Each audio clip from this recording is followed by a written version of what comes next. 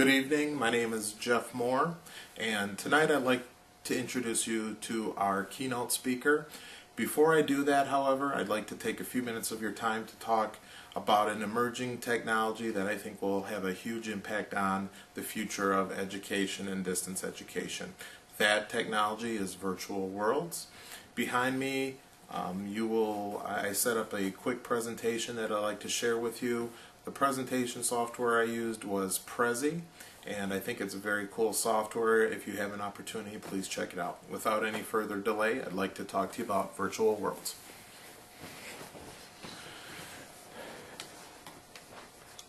Before we start to really discuss virtual worlds, one thing we have to do is define what a virtual world is.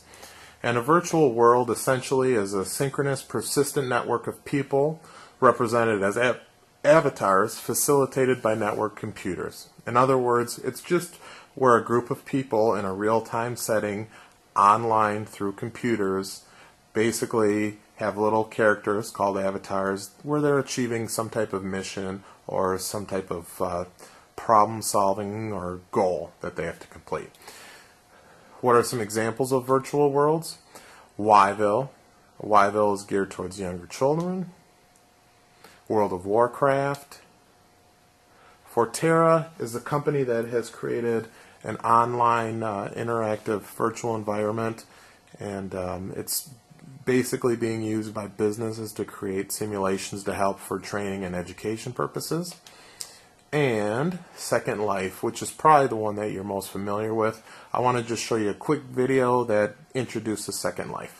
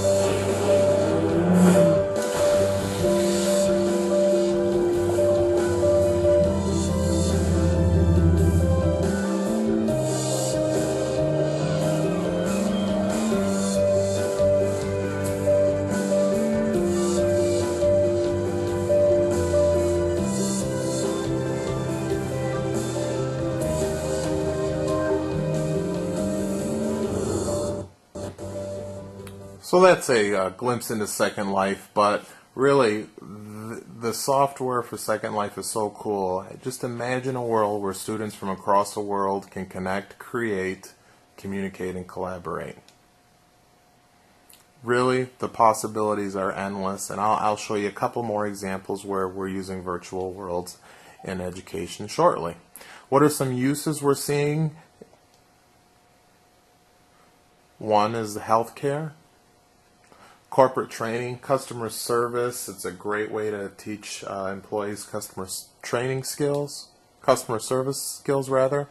Military, we're starting to see simulations through vehicles and battle-like situations, and it's also being used as a recruiting tool as well. K-12 education, we are starting to see virtual worlds start to emerge in high schools. We're not seeing it too much in the lower elementary. I predict in about 2 or 3 years we're going to see much more prevalence of virtual worlds, and we're also seeing it in higher education. There's a video from the University of Maryland that you'll be looking at shortly. Let's take a look at a couple videos to see how virtual worlds are being used in education.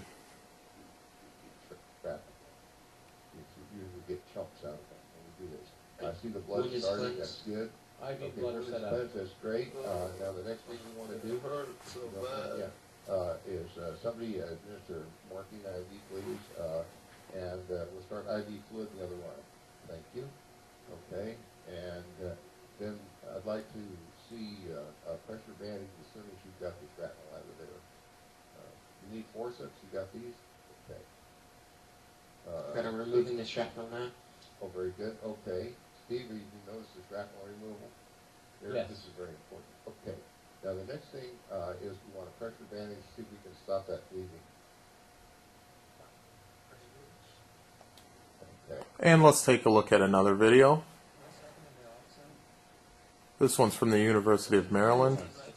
Car on fire. Could you please try to put it out?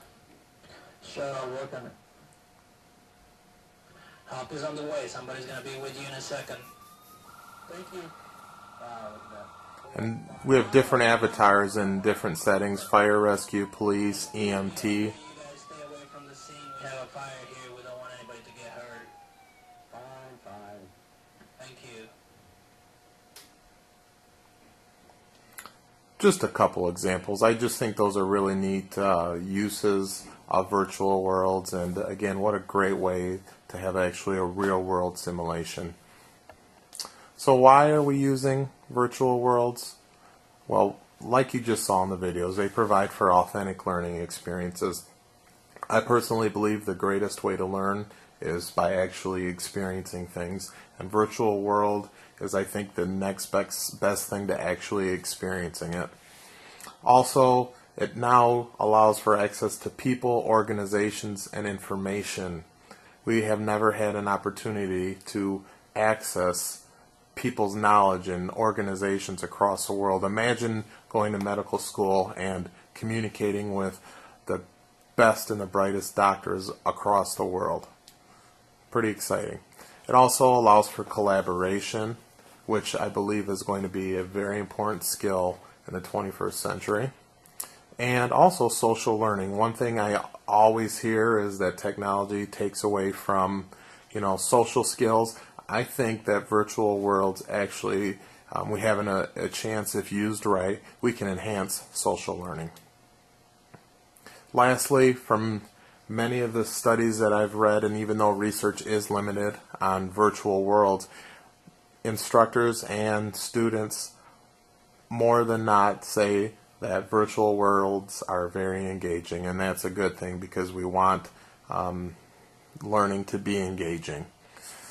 Now, there are some limitations as well to virtual worlds, and these are things we have to think about in the future so they're not as problematic. And one of those is just a perception. Instructors and students believe that that this is generally a more time-consuming challenge being in a virtual world. Many people don't like to collaborate.